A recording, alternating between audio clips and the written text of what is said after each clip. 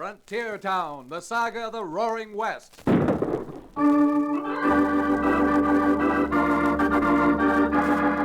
Frontier Town. El Paso, Cheyenne, Powder River, Tombstone. Frontier Town.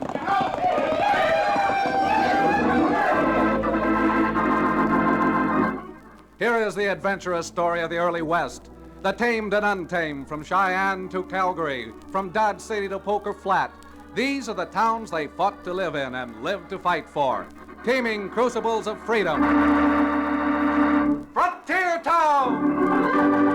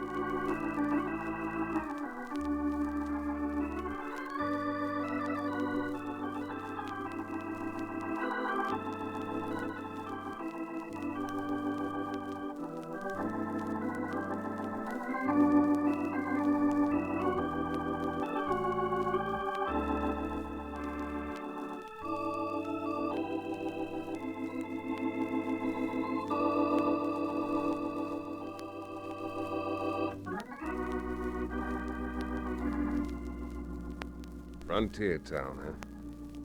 Yes, I guess that's what most folks would call Dos Rios. A frontier town. Loud and lusty. Tough and tumbling like a score of other frontier towns. El Paso, Cheyenne, Tombstone. The only difference probably is the name of the town. Dos Rios, that's Spanish for two rivers. My name is Remington, Chad Remington. Born in Dos Rios 20-odd years ago. And reared there until I went upstate to school to study law. And I wouldn't have come back, I guess, if I hadn't gotten word that my father was found murdered. Murdered in cold blood. So I threw a few things into a carpet bag, took the first stagecoach out of Denver, and then stretched my long legs by walking the familiar rutted street past the stores with false fronts. And a half-dozen saloons. Over to the white adobe house that belongs to Judge Fillmore and his daughter Libby. I thought Father should have written you a letter, Chad. Still think it would have been easier on you since there was nothing you could do about it anymore. You always wanted to let me down easy, Libby. The judge was right telegraphing me. I was sure that's the way you'd feel about it, my boy. Exactly what happened? They found your father face down in the corral with an arrow between his shoulder blades. Arrow? It was an arrow, all right, Chad. Regular Injun arrow. Minute I heard, I rode right out to his ranch myself. No Indians around Dos Rios. No bad Indians. Folks around here don't think so. They blamed it on John Tallfeather, the Indian who used to work for your father. John Tallfeather was as fond of my father as I am. What's more, John was a Choctaw, and Choctaws haven't used arrows since the Mexican Wars. Where is John? I'm going out and tell him I don't believe all that loose-mouthed gossip. John Tallfeather's dead, Chad. They strung him up the same night your father was found. Strung him up? Who strung him up? A mob. A mob headed by your father's own neighbors, Rafe and Breck Kincaid. Kincaids? Oh, I should have known. This is no backwoods we're living in any longer. It may be the frontier, but it's the frontier of civilization. I've heard you make that speech before, my boy. For all the good it does.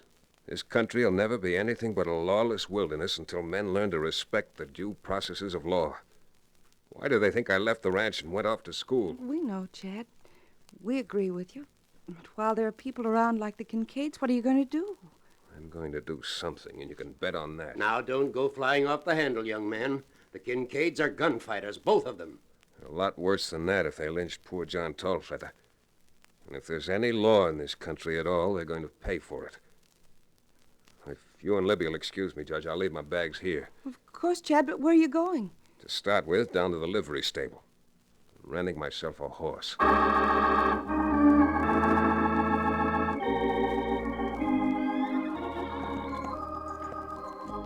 Chad, not only can you have a horse and the best horse the livery stable provides, but you can have money in a bottle.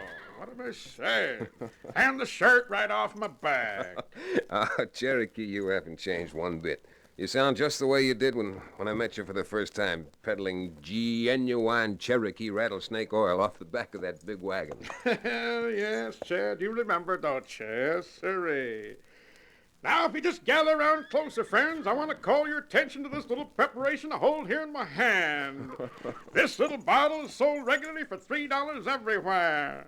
Now, you want to know what this little article does, and I'm going to tell you. Mm-hmm. It removes warts, blemishes, bunions, and freckles. Cures colds, rheumatism, Whoa there, you old horse thief. Horsey? Your Honor, I'll amend my complaint. I'll just make it Dr. Cherokee O'Bannon. Thank you, counsel. Objections sustained. Come on now, I'll get you a horse. Yes, indeed. One of the quietest, gentlest, broken-down hay burners I've got for a fancy-pants city lawyer. If you know what's good for you, O'Bannon, you won't call me Fancy Pants. Don't worry, Chad. I've seen you ride. I've got a good nag for you. But do you mind, my boy, if If what? I'd like to ride along with you, if it's all right with you. Well, come along, Cherokee. I'd enjoy having your company. Now, if you'll just get the horses, I'd like to be on my way.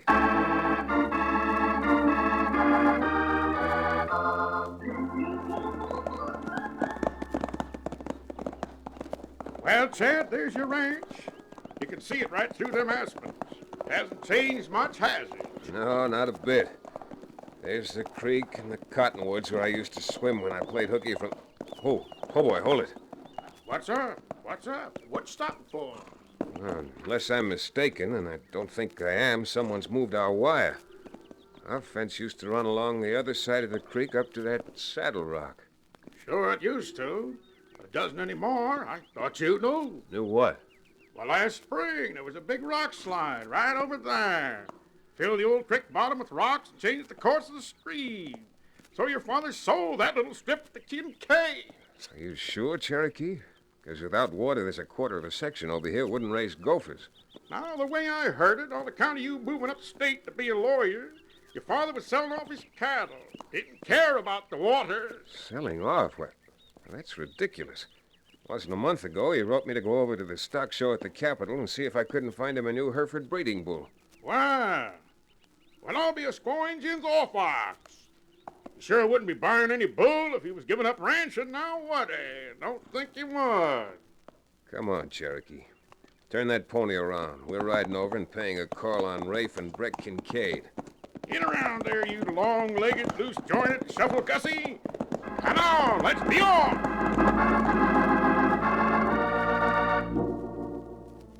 Neither Rafe nor Breck seemed surprised to see me. But they did seem a little shocked when I started to ask questions about this strip of land Cherokee said my father had sold them. Well, maybe shocked isn't the right word at that. They were indignant. Indignant and downright hostile. You mean to say you think I'm lying, Remington? I'm not meaning to say anything, Rafe. I just asked you and Breck a very simple question. What do you mean, simple question? You asked us to show you the deed your old man signed when we bought that property from him. I know what I asked, Breck, but I still have to see the deed. Why, I got a good mind If you really had a good mind, Rafe, you wouldn't go reaching for your gun. I'm not wearing one. Yeah, I forgot. You're the holier-than-thou gent who didn't like the way your neighbors ran your hometown. You went away to college. Sure, he was too good for us. I can force you to produce that deed, you know. Oh, you can? Well, you wouldn't like to try it, would you? I don't mean beat it out of you, although I believe I still could. He believes he still could, Rafe. Whether you two realize it or not, we have a court in this county. And I could make you produce the deed in court. I just didn't think that'd be a friendly thing to do. You're not getting no place trying to butter us up with that friendly talk. Ah, let it go, Breck. The deed's over in the table drawer. Get it and show it to Mr. High and Mighty. I'd appreciate it very much if you would. Father had turned over in his grave. He knew what a dude he had for his son. The less you two have to say about my father, the better off we'll be. All of us. Here, look for yourself. That's the deed. That's the deed, all right. Well, now you satisfied? Yeah, I'm satisfied. This signature's a forgery. Why, you low-down mealy Go on, mouth- Rafe. Squeeze trigger if you want to. I don't think even you would want to go into court for gunning down an unarmed man. Yeah? Well, who's to say you weren't packing a gun? Rafe's right. He's got me as a witness. You're a lawyer. You know what witnesses are, don't you? Chad, you called me a liar. You said I forged that deed. Nobody calls me them names and goes on living. And I imagine you've killed men for a lot less, too. Well, if you got the salt to shoot while I'm standing in front of you... Hey, what's... Drop that gun, Rafe! Rafe, it's Cherokee. Chad must have left him outside. Yeah, I'd forgotten I had, but... Well, Rafe? You gonna let that shooting iron go or not? The next one won't be just a warning. And even my Cherokee Indian rattlesnake oil never cured one from 5 bullet holes. Go on, Rafe. Cherokee's got the drop on you. That's better. Come on, Chad. It's time you were leaving. You're right, Cherokee. Go on, Slope. And the next time you come up here, I'm shooting you for trespassing. Thanks for your advice, Rafe. And for your help, too. I'll be seeing you again. Soon.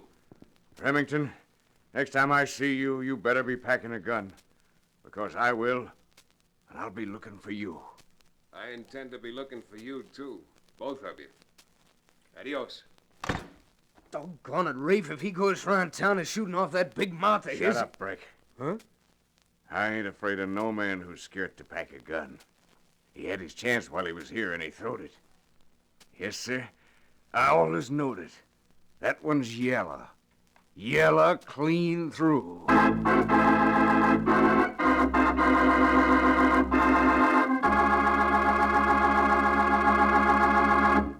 We'll return to the dramatic climax of Frontier Town in just about 1 minute.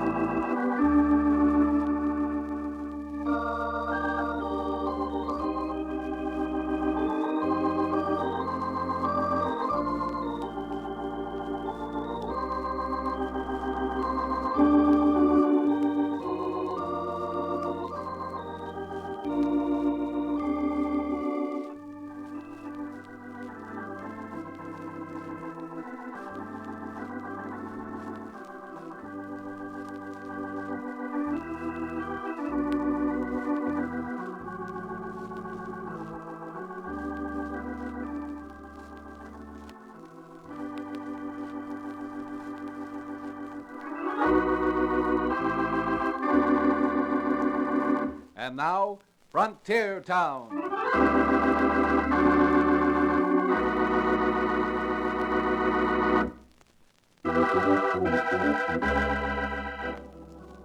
Well, when we left the Kincaid's ranch, I was pretty firmly convinced that my father's signature had been forged on the deed under which the Kincaids claimed title to the creek and that strip of land around it. Cherokee and I pounded leather and left a trail of dust all the way from the Kincaids to Judge Fillmore's house in Dos Rios. But, Chad, are you sure? Why, Miss Libby, Chad's sure about this, and I am that my Cherokee Indian rattlesnake oil is an absolute and positive cure for 89 ailments of man. All the way from double pneumonia to hangnails. I'm even surer than that. I'm as sure as anyone can be. Why, even seeing the deed for the few seconds I did, you couldn't miss the even pressure of the pen on the paper. And no one writing normally writes that way. You mean to say it was traced? And it was traced or copied or... I just know that my father didn't write it there himself. I hate to sound like a judge, my boy, but do you think you're going to be able to prove it?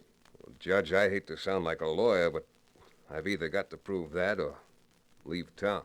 Now, of course, I'm a doctor. Pardon the expression.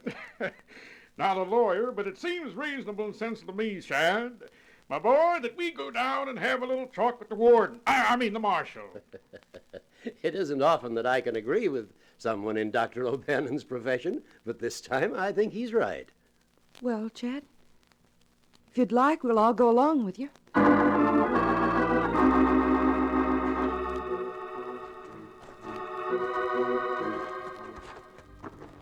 Look, Chad, the marshal must be in. That's his horse tied off in front. Good, because I'm in no mood to waste any time.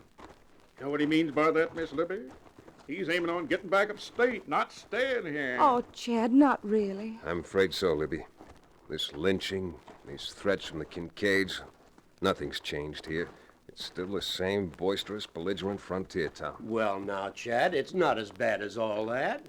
Here, let me open the door for you. And if you don't mind, I'll wait for you here outside. I always feel a little strange when the door closes behind me in a marshal's office. With what's on your conscience, I'm not surprised. After you, Libby. Well, Chad Remington, I was expecting you'd come back to Dos Rios, but I'm downright sorry that it had to be under these circumstances. Oh, howdy, Judge, Miss Libby. Hello, Marshal. Marshal, Chad would like to ask you a few questions about his father's death. My father's murder? You're sure right about that, son. That locoed Injun hit him smack between the shoulder blades, like a target was painted there. I suppose you know the Choctaws gave up bow and arrow fighting years ago, Marshal. Of course they did. John Tallfeather reckoned that knowing it, we wouldn't blame it on him. But when I found that bow hidden under his bunk, I had him dead to rights. You found the bow? Well, I got it right here. There. That's the thing that done in your father. Oh, thanks. Well, it takes a mighty strong man to bend this bow. Yeah. John Tallfeather not only was old, but he'd been sick for years. Well, he had enough strength left to pull it once. Marshal, how is it since you found this evidence you didn't arrest John and bring him in here? There was 3 or 4 boys with me when I rode out to your father's place, and then the Kincaid brother joined us. And, well, I reckon there's no reasoning with a bunch of angry men, especially when right's on their side. In other words, you just stood aside, let him take your suspect and string him up? Suspect nothing. I tell you, we had him dead to rights. Well, you wouldn't have had him dead to rights in my court without more proof than that. Oh, no use getting excited about it now, Judge. Did you find anything else that day, Marshal? No, I can't say that. By cinders, I did bring something else in that you probably want. Your dad's belt, holster, and gun. I got him right here in the desk. Yes, Marshal. I'd like to have his gun. Well, here you are, son. And I hope you understand. Yes, I'm starting to understand. A lot. I'll see you again soon, Marshal. Come on, Libby. Doggone it, Chad, I almost went in to get you. Guess who just rode into town? Never mind, I'll tell you, Rafe and Breck Kincaid. Were they looking for me? Could be, could be. That's good. Very good. Chad, you don't mean that you're going down Make a and target of myself for him, Libby? No. But I am going to strap this on. Oh, now, don't look at me as though your eyes are going to pop out of your head, Libby. I'm fully grown now. I'm reasonably able to take care of myself. Chad, you'll be careful. I'm being doubly careful. I'm taking a bodyguard with me. If Cherokee and I find what I hope we'll find, you can get out your law books, Judge, because we'll be having a case for you to try in your court mighty soon.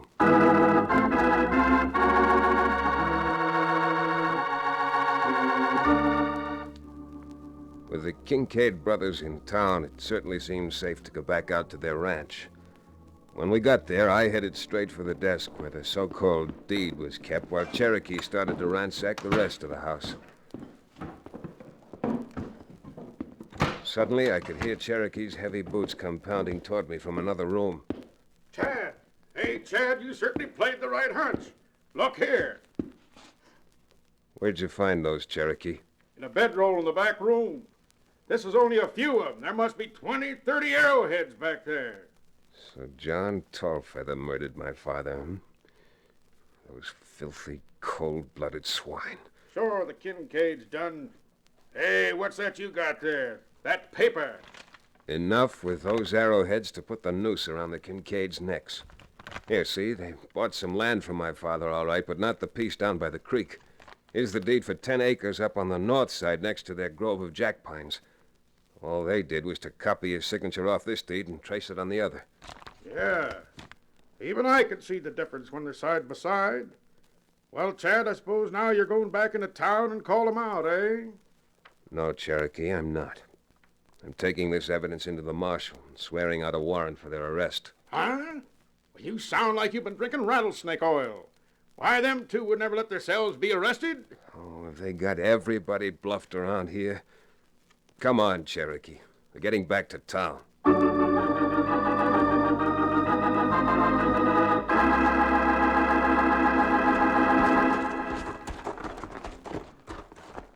Come on, Cherokee. There are only 2 places we haven't been to, and... Well, there are the Kincaid's horses tied up in front of the Lucky 7 casino. You see the brands, K-Bar-O? You're darn right I do. Why, the bushwhacking buzzards? Go fetch the marshal. I'm waiting here to make sure they don't get away.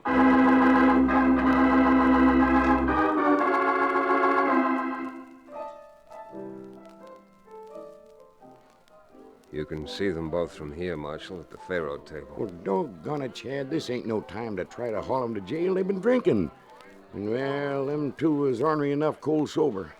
I'm sorry you don't like your job, Marshal. But maybe if you liked it a little better, it wouldn't be necessary to do things like this here in Dos Rios. Now, you see here, Chad Remington. I don't take lip like that from no man. You'll be taking a lot more than that if you don't get busy. Now, come on, we're going inside. Well, but mark my words, we're not having no shooting scrapes. Marshal, if I were you, I'd start moving. Come on.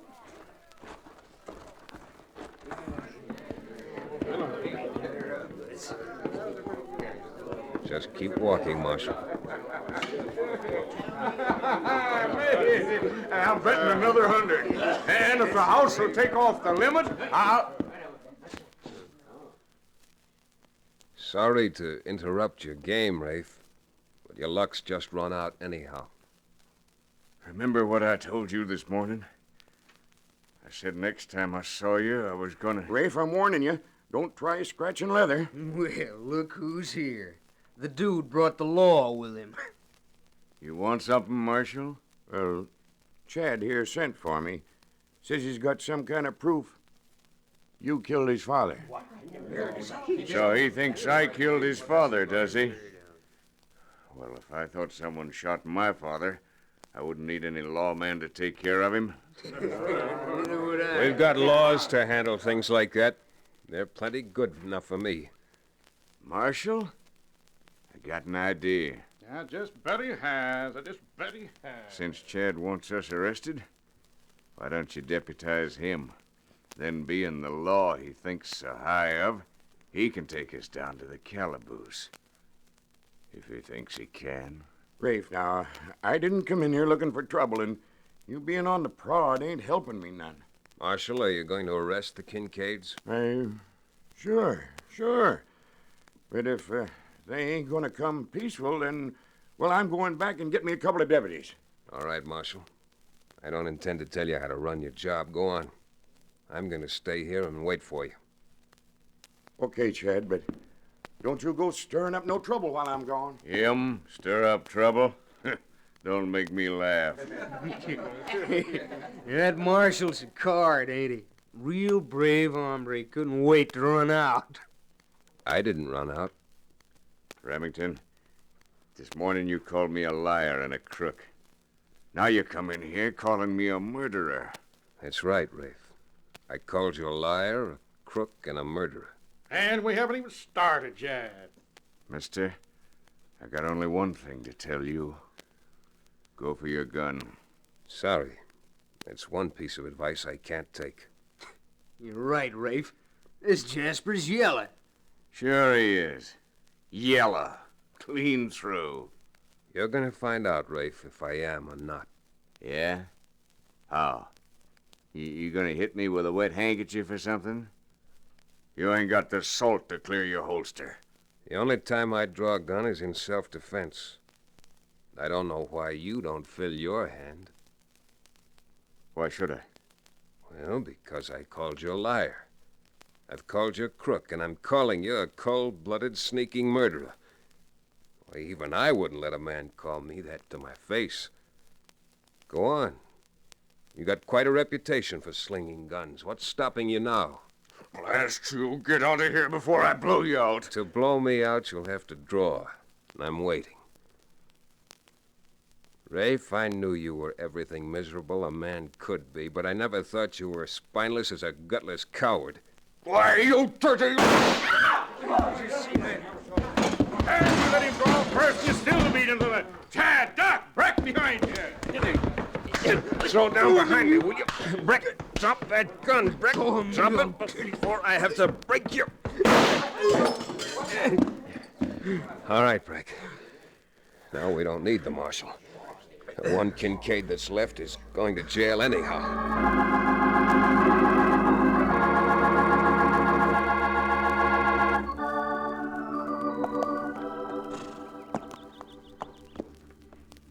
Well, Chad, Well, Libby, it's just that... Well, I hate saying goodbye. I hate saying goodbye to, everyone. Well, you will write, won't you? Well, I might. Not that it'll do much good, I'm afraid, Libby. Not that it'll do... Chad, what do you mean? I always heard women knew everything by intuition. You mean that there's someone else upstate? Someone you're going to marry? Upstate? Now, who mentioned upstate? Now, with Rafe dead and Breck Kincaid sentenced, you're leaving town again, aren't you? Well, yes. I'm going about 12 miles out of town, Libby. I'm moving into my father's ranch. Oh, Chad, you're not. I sure am. Now, I guess there's enough trouble around Dos Rios for another good lawyer. Yep, Libby, I've come home. Well, you ain't never going to get home if you don't get started, you sage-bus Romeo. How about inviting me for dinner tomorrow night, huh? Oh, Chad, of course. Well, then, we'll be seeing you, Libby. Get started, Cherokee. We got miles to cover. Hey, up there, boy. Make tracks. And don't forget, Libby, my weakness is apple pie.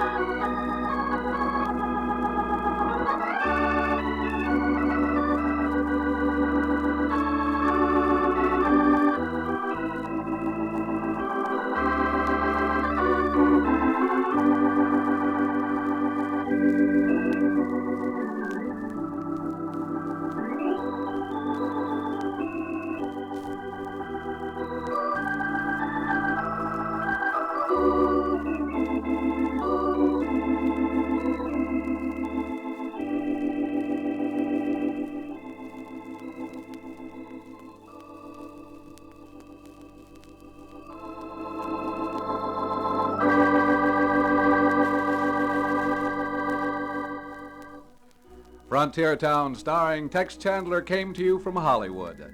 The series is directed by Paul Franklin and supervised by Joel Murcott. The music is composed and played by Bob Mitchell. Be sure to be with us again, this time 1 week from today, for another fine action-adventure story with your favorite young Western star, Tex Chandler. Frontier Town is a Bruce Ells production.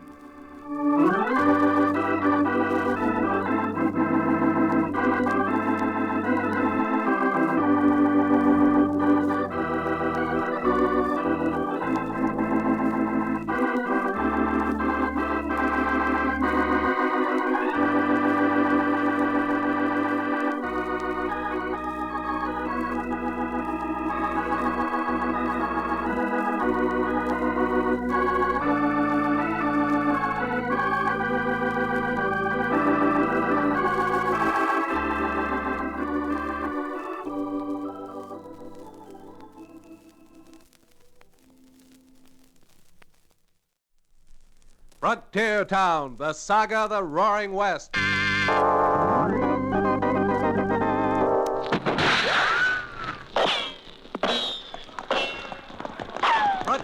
Town.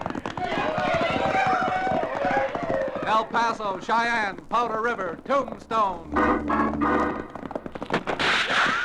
Frontier Town.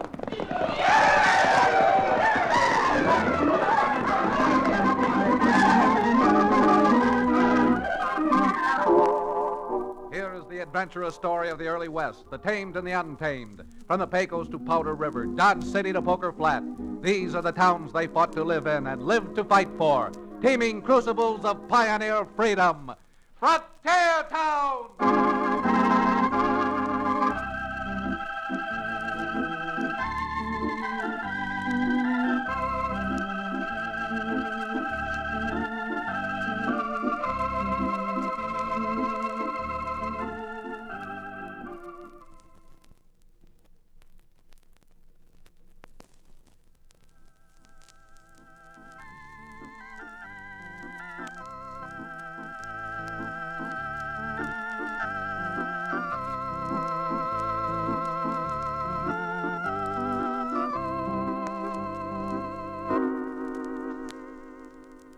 If you're ever in Dos Rios and need a lawyer, you might look me up. In a cow town, a frontier town, I don't need much of an office. But if you really want to find me, my one-room suite is upstairs over Cherokee O'Bannon's livery stable. And there's a sign out on the side alley with my name on it, Chad Remington. Now, I don't want you to think there's not much for a country lawyer to do in Dos Rios, because with the type of people who settle the frontier and whose places sprawl over it, we got all kinds. From the good and meek to the loud and leathery. Take just last week, for instance. Not only did I get a client, but I earned myself plenty of trouble. Came close to being shot to death. I guess the best place to start is when I was over at Judge Fillmore's house, chatting with the judge and enjoying a few understanding smiles and looks from his daughter, Libby. Chad, no matter what you and I and Libby think about it, we've got about as much real law out here on the prairie as a porcupine has pin feathers. Well, you know, I don't always agree with my father, judge or not, but this time I must. Well, Libby, I don't disagree with you two Fillmores, but I feel we can't just accept the facts because they're facts. We got to do everything we can to rid ourselves of gun law and substitute legal law. That's exactly the point I was making when I was up to the state capitol last week. Oh? The governor, as you remember, is not only a political associate of mine, but one of my oldest friends. And don't be surprised if Daniel B. Fillmore drops the judge from his name next election and substitutes Lieutenant Governor. Well, and I suppose the daughter of the lieutenant governor would consider herself slumming if she went out with a Cowtown lawyer. That is, if he asked her. Now, don't forget, Chad. As good a friend of mine as the governor may be, your father was the closest friend I ever... That sounded like an explosion. Those sound like shots. Judge, someone just held up the bank. Great day in the morning. The bank. Libby, you wait here. Come on, Chad. Let's get down there fast.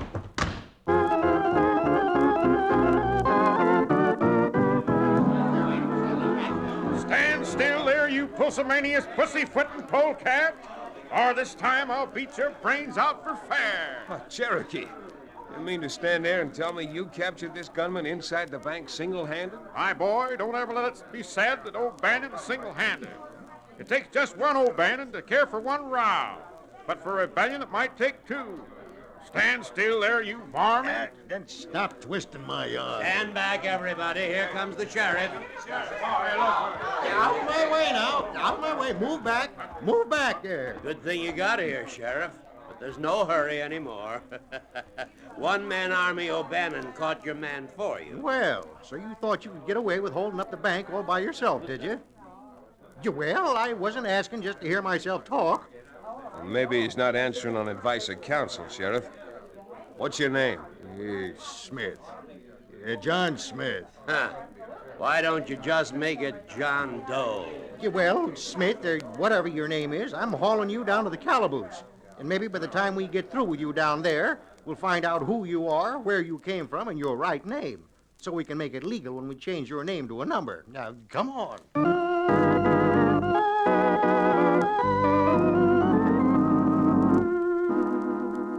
Well, Cherokee and I helped the sheriff down to jail.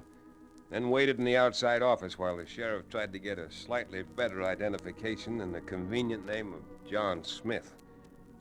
While we were there, knowing Cherokee, I took occasion to do a little investigating of my own. By the memory of my sainted mother, Chad, I'm telling you the truth, the whole truth. And very little of the truth. Now, Cherokee, I'm not saying you didn't catch the rascal. I'm not saying you're not a hero. All I'm saying is, since you didn't have a bottle of your Cherokee Indian rattlesnake oil with you, what did you drink to give you that much Dutch courage? On my honor, Chad, I was cold sober. Well, cold anyhow. But, What? I must admit that I was just passing by the bank when that thieving no-good Buzzard Smith backed out and tripped over me, and when I landed on top of him, it knocked all his wind out. Oh, well, now we're getting places. And since we've gotten the true facts, counsel will excuse witness from... Well, Sheriff, what did you find out? Well, nothing. All he'll say is his name is John Smith. But there's a label in his shirt from a store in Houston. Hey, I thought I might telegraph down there with a description of him and see if we can't be identified. Well, say, that's a good idea. A fellow like that's probably wanted on 30 charges in 30 states. Might even be a little reward money. Reward money? This is getting to look like the brightest day of my ill-favored life. Think I'll get down and send that telegram to Houston myself. Oh, no, you don't, Cherokee. As the man who caught the prisoner, you're staying right here and answering a lot of questions for me. There you see, Cherokee. The wages of heroism is work. Now, I'll tell you what. I'll stop by the Western Union office and send the telegram for you myself.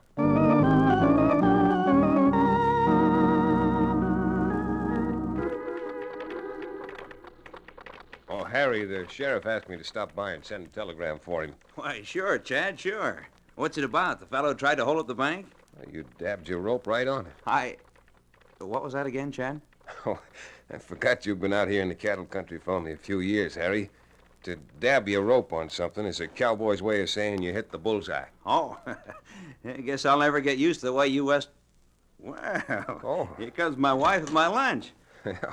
Hi there, Miss Cummings. You bring enough lunch for the two of us? Oh, hello, Mr. Remington. No, but I'll be glad to go home and get some more. Hello, darling. Hello, Martha. Bring me something good? Well, there's a piece of that pumpkin pie we had last night, and some cold fried no, chicken. I don't mean to interrupt the menu, but I think so I don't impede the wheels of justice, I'd better send this telegram to Houston and get along. To where, Chad? To Houston.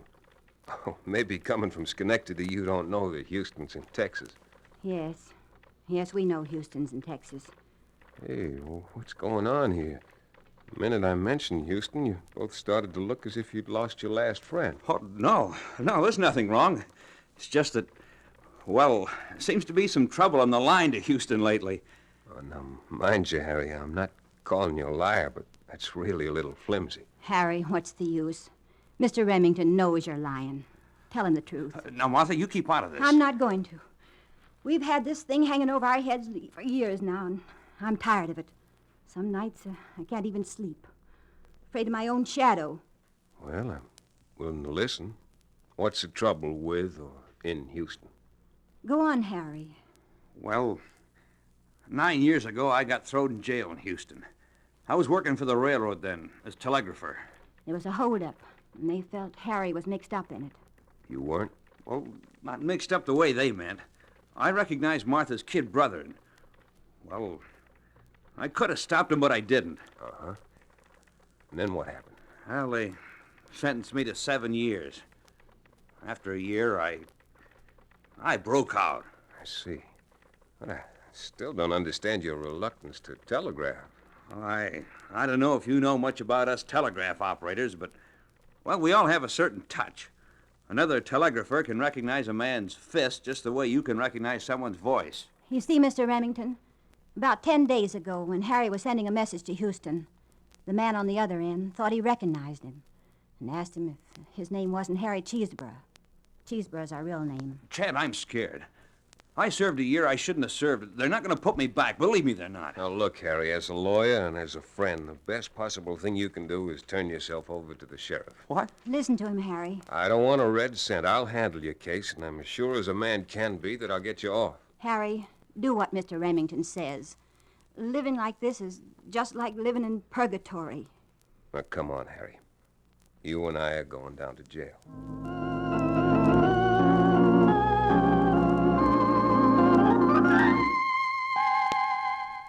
Harry didn't like the idea, but once the sheriff reassured him that his chances of getting off were pretty good, he seemed to feel better. With our little jail full, the sheriff put him in the same cell he'd put the bank bandit Smith a little earlier. With my client now in jail, I went down to see the judge. Chad, I'm afraid you don't realize what you're asking me to do. Just because the governor happens to be an old friend of mine. Sir, as a judge, I know you're interested in justice. And the ends of justice wouldn't be served by having that man extradited. Chad's right, Father. Why, Harry and Martha Cummings are good people. There hasn't been a Sunday they haven't been to church, and they've never done anything wrong in all their lives. I'm no judge of that. All I know is that someone did find him guilty and send him to jail. Besides, to be very frank about it, I don't especially like Chad's suggestion that I impose on a friendship. Oh, I didn't say anything about your friendship with the governor. I appealed to you as a judge and as an honest and upright citizen to have the governor quash any extradition proceedings should they ever be brought. Please, Father. Well, I'll see what I can do. But believe me, it's not entirely voluntary.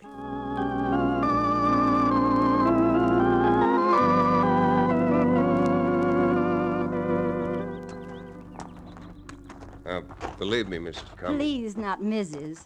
A friend like you've been can certainly call me Martha. All right, Martha. Now, if you just lean on my arm, I think we can make the 2 blocks to the sheriff's office in no time. I just can't wait to see the look on Harry's face when he sees this telegram you've gotten from the governor. Oh, me too. From now on, neither you nor Harry's going to have to worry about Houston or any other town on the face of it. Chad, those shots! Yeah, Martha, come on. Those shots are coming from the jail. Chad! What is it? Can you see? All I can see is some horses tearing out of town. Sheriff! Sheriff, what happened? Oh, nothing happened. Nothing at all. That bank crook, John Smith, Cherokee Court, just busted out of jail. Well, stop huffing and puffing. You'll catch him again. That's not too bad. Well, maybe that's not too bad, but Harry Cummings busted out with him. Harry? Harry broke out of jail? Well, he sure did, man. Oh. Well, this serves me right. I get the man practically pardoned by the governor, and then what does he do? Breaks jail, makes a real outlaw of himself. And now there's no question about it. Harry Cummings is actually a fugitive from justice.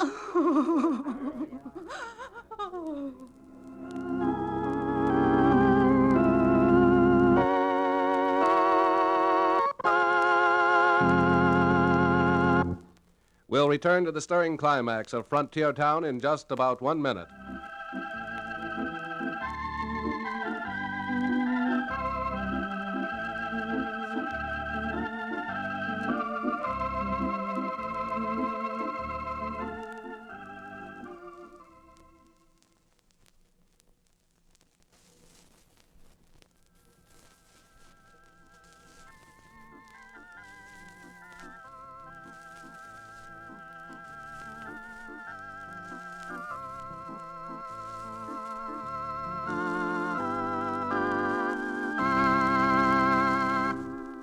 And now, Frontier Town.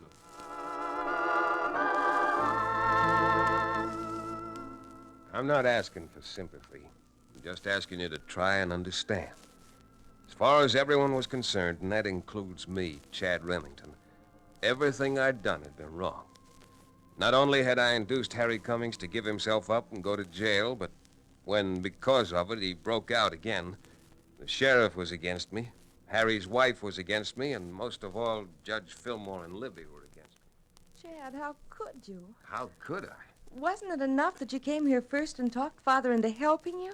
Did you have to come back now that it's too late? I'm only trying to explain to I'm you both afraid that explanations are no longer in order. In fact, I'm afraid any explanations that are due will be mine, trying to explain to the governor the meaning of this utterly ridiculous situation.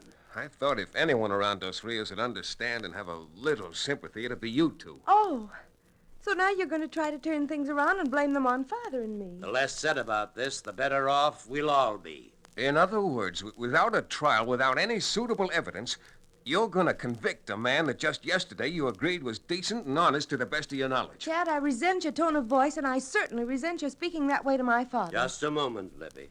I'm quite capable of taking care of myself. Mr. Remington seems to feel that this is a courtroom, and that as the attorney for the poor, downtrodden, misunderstood defendant, he's going to make an impassioned, oratorical ballyhoo on behalf of his client. I'm not trying to do Young anything... man, you could at least have the decency to wait until I finished. Yes, sir. I was just going to add that since this is not a courtroom and since your client is not on trial here, but since this is the parlor of my home, I'd appreciate your leaving. Oh, Father. Oh, let it go, Libby. This is your father's home. I'm certain he's not going to be any happier or any more satisfied until I've proved that Harry Cummings... Harry Cheeseborough? I'll accept the correction, Your Honor. Until I've proved that Harry Cheeseborough either was forced to break jail or was completely out of his head. You're not going to prove anything standing here. You're quite right, Judge. When I've proved something, I'll be seeing you, Libby. I hope. Huh.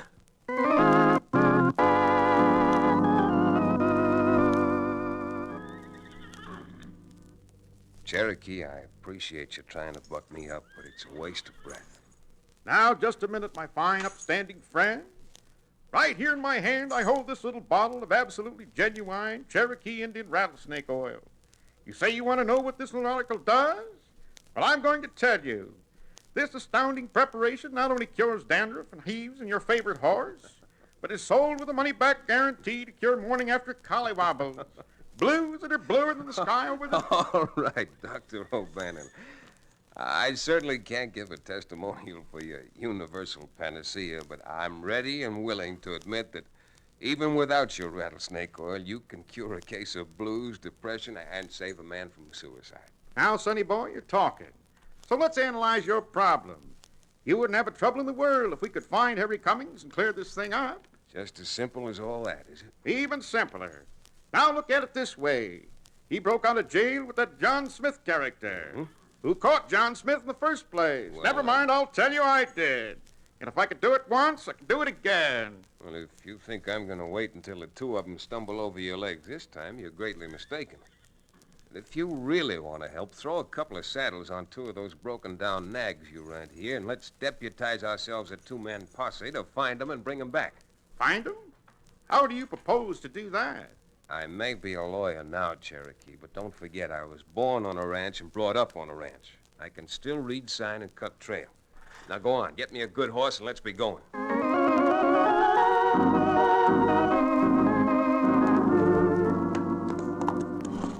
Oh, Chad, if you only could find him. I just know that Harry never broke out of jail himself. Well, ma'am, he certainly broke out. Me and Chan ain't going to find him at all unless we get locomoting. If that's the word. Martha, believe me, I'll do everything a man possibly can. Don't forget, you and Harry aren't the only ones involved in this thing now. Oh, God bless you, Chad. God bless you. All right, Cherokee. Get that horse turned around and let's get going.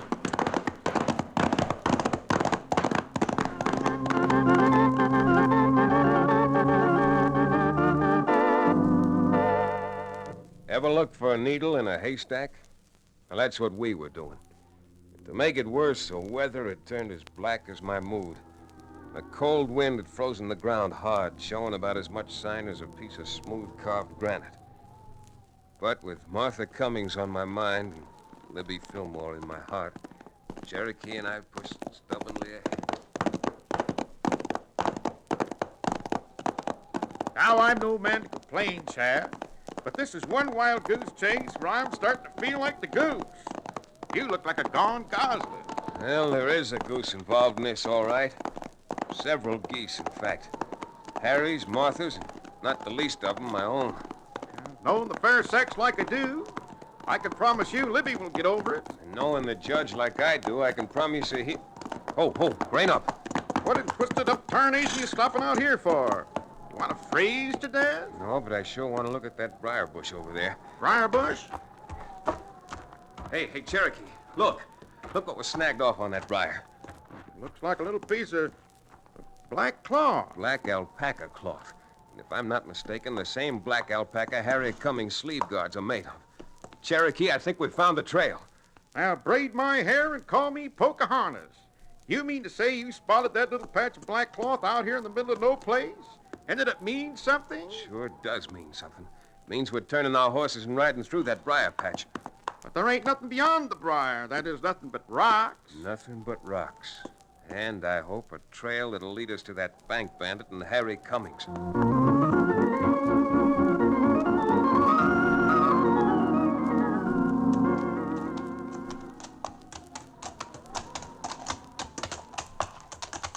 All right, this is good, Cherokee. Right here. Whoa, now. Oh, boy. Whoa, you elegant equine. Oh, nothing up here but rocks, huh? What does that look like? Looks like the entrance to a deserted mine. Except I don't know how deserted it is right now. Well, if those two are down there and we go in after them with the light coming from behind us, we'd make two of the prettiest targets you ever saw. Yeah, you're right about that. Sure wish there was some way of finding out if there's anybody down there and what's going on.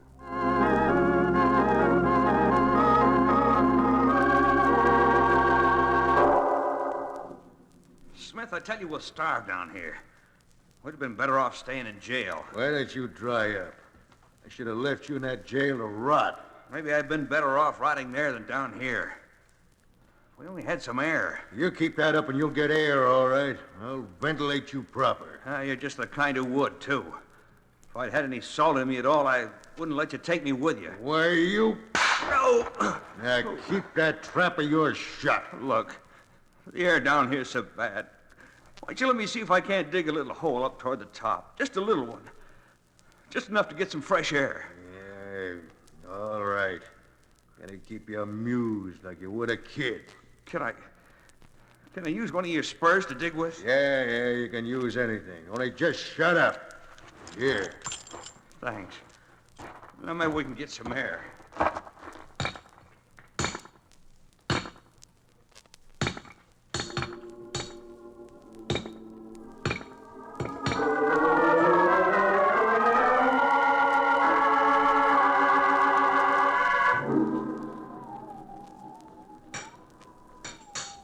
Hey, Cherokee, you hear that?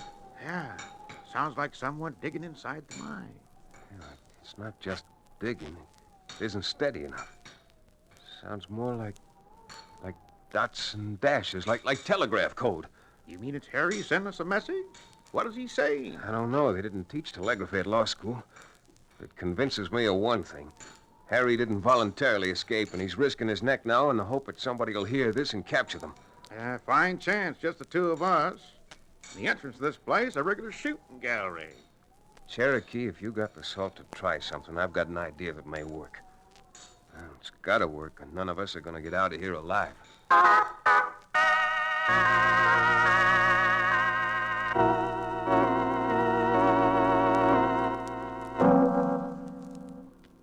If I hadn't wanted to save Harry, it would have been easy enough.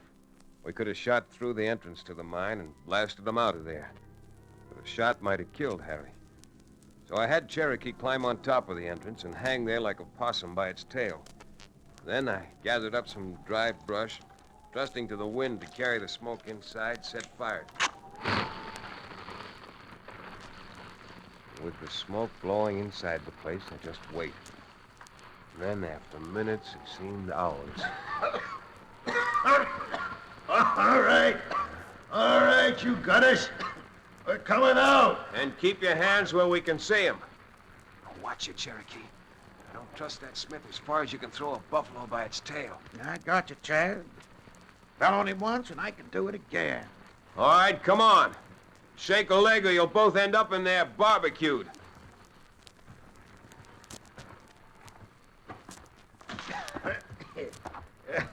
All right, mister. You got us out of there, but you haven't got me yet. Oh, what a yellow-spined varmint you are, Smith.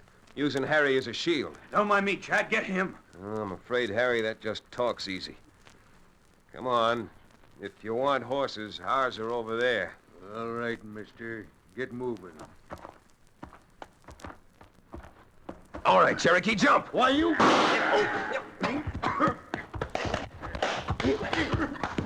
That's it, Cherokee. Now, hold on to it.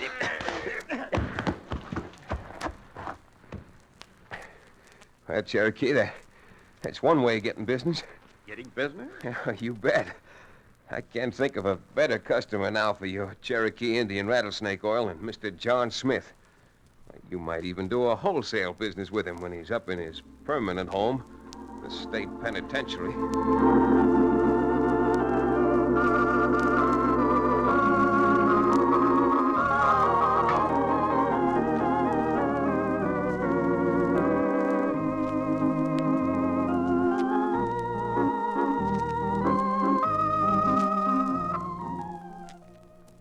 Chad, I can't ever tell you how much both Harry and I owe you. You don't owe me a thing. Anything you might owe, you owe the judge for his influence with the governor. Oh, stuff and nonsense. I'd say the real thanks are due to Cherokee. He's the man who knocked the wind out of Smith twice. Now, just a minute. Nobody could have done anything if Harry hadn't tapped out that message. So we'd know he was down there. What would you have done if your life was at stake? No, sir. I'm passing the medal right back to Chad. Libby, let's let them all stay here making speeches. I think you and I ought to take a little walk. We have a few things to talk over. I haven't much to say, Chad, but if you think you have, I can be an awfully good listener.